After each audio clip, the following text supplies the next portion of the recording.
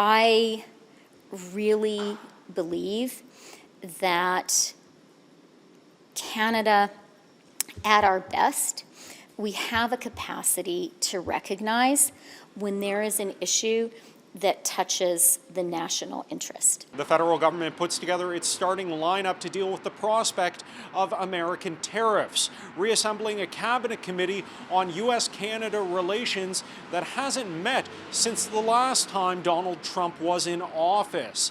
The president-elect says he wants to slap tariffs on any and all imports going into America, and that has workers in many industries, including Canada's farmers, worried. You know, the average consumer probably doesn't realize that some of our products on the table go across the border 5, 6, 7 times before we actually purchase it. What does that mean from a tariff perspective?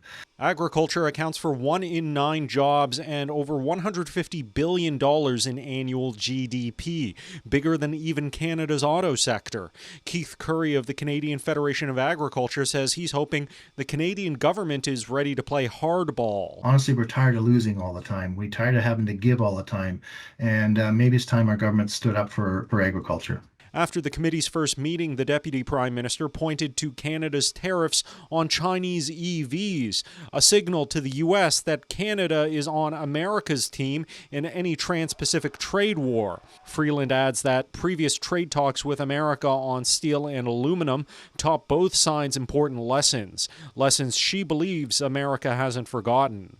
What's important about that whole experience is that Canada and the United States agreed at the end of the day that it didn't make sense for our two countries to have those tariffs imposed.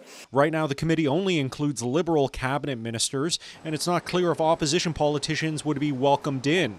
But the foreign minister signaled it's time for opposition leaders to get on side. Krista has said everything about us not wanting to be partisan, and of course we won't.